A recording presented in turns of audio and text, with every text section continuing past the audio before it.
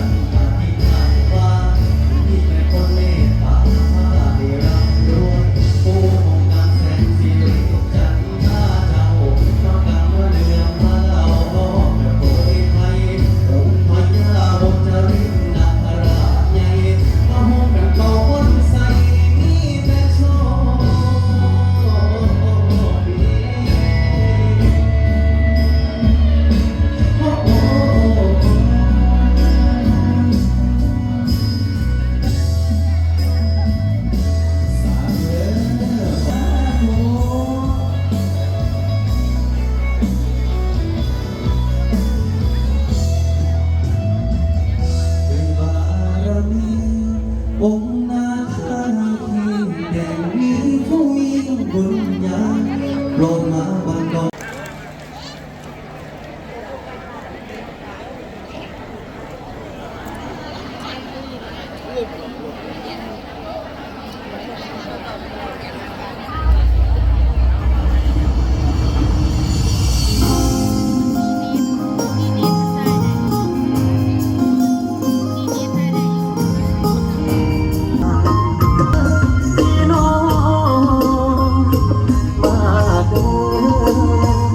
มาเที่ยวมายามมุกดาหารบ้าน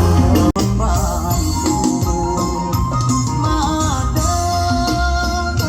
พี่น้องมาเด้อกราบไหว้บูชาองค์พ่อนาคายิ่งใหญ่ไหว้ขอพรปู่ศรีมุกดาพี่น้องมาเด้อมาเที่ยวมายาม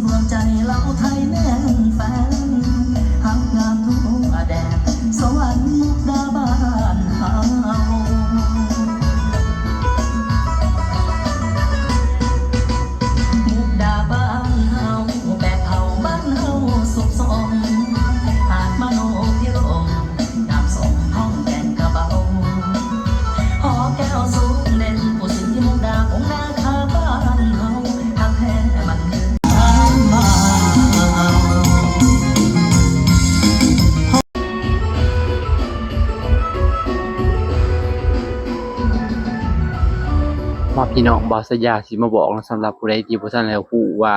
เสาต่อหม้อที่11นั้นนับแต่ไสหาไสเนาะ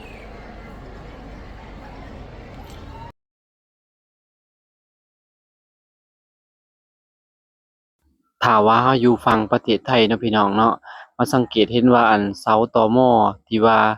ยังลงน้ำเสาที่1น่ะเพิ่นเอิ้นว่าเสาที่7เนาะพี่น้องนับไป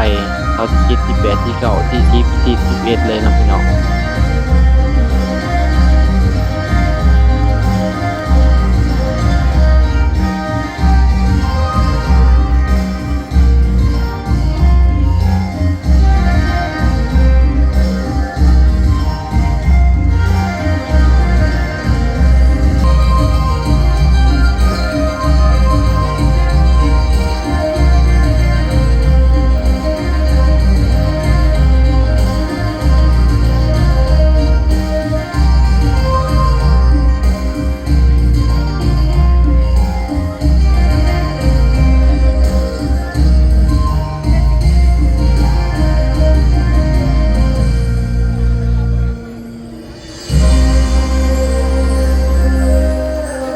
ขอการบวงสรวงนะครับซึ่งได้ประชาสัมพันธ์แจ้ง นี่ก็คือศรัทธาญาติโยมที่มาถากราบไหว้องค์ปู่ศิลานั่นเองทุกคนลูกศิษย์ลูกหาเพิ่นหลายแห่งทุกคนเต็มเดินเลย